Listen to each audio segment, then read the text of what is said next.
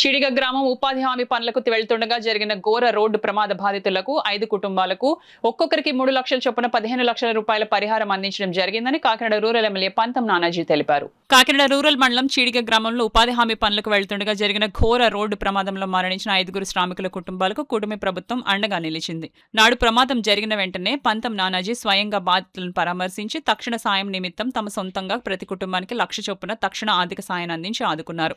మృతుల కుటుంబాలకు కుటుంబ ప్రభుత్వం మంజూరు చేసిన ఒక్కొక్క కుటుంబానికి 3 లక్షల చొప్పున 5 సంబంధిత కుటుంబాలకు మొత్తం 15 లక్షల విలువైన ప్రభుత్వ ఎక్స్ గ్రేషియా చెక్కులను వారి ఇంటి వద్దకే వెళ్లి ఈ రోజు ఎమ్మెల్యే నానాజీ కూటమి ముఖ్య నాయకులతో కలిసి బాధిత కుటుంబ సభ్యులకు అందజేశారు.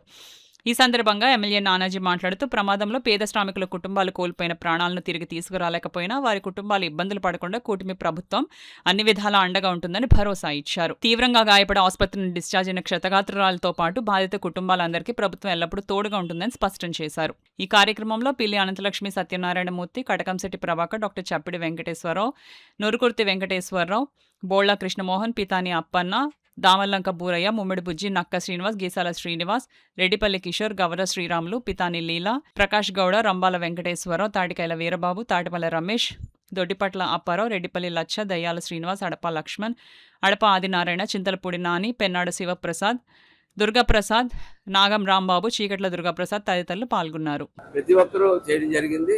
నేను సతీష్ గారు అయితే బాధిత కుటుంబాల్లో సతీష్ గారు ఎంపీ గారు ఇద్దరు అయితే ఒక ఆలోచన చేసాం.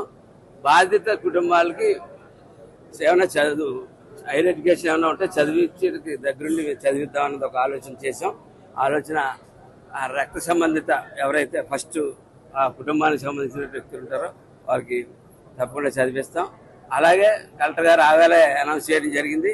వికాసాధార ఆ కుటుంబాల్లో ఎవరైనా అర్హులు ఉంటే వారికి తక్షణ వికాసాధార ఉద్యోగం ఇద్దామని చెప్పి, అలాగే ముఖ్యమంత్రి గారు ఇవాళ దాని బాబు చెక్కులు ఇవాళ 3 లక్షల రూపాయలు ముఖ్యమంత్రి గారు ఇద్దరు కలిసి పంపించడం జరిగింది. ఆ చెక్కులు ఇవాళ డిస్ట్రిబ్యూట్ చేయడం జరుగుతుంది.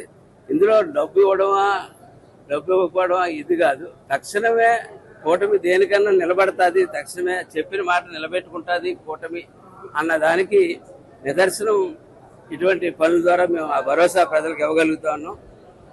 సంఘటనలు జరగకూడదు. దురదృష్టవశాత్తు ఏమైనా సంఘటనలు జరిగితే మీ కుటుంబాలకు మేము అండగా ఉంటాం అన్నది తెలియజేయడమే ఈ ప్రెస్ మీట్ యొక్క సారాంశం అని చెప్పి తెలియజేస్తాం.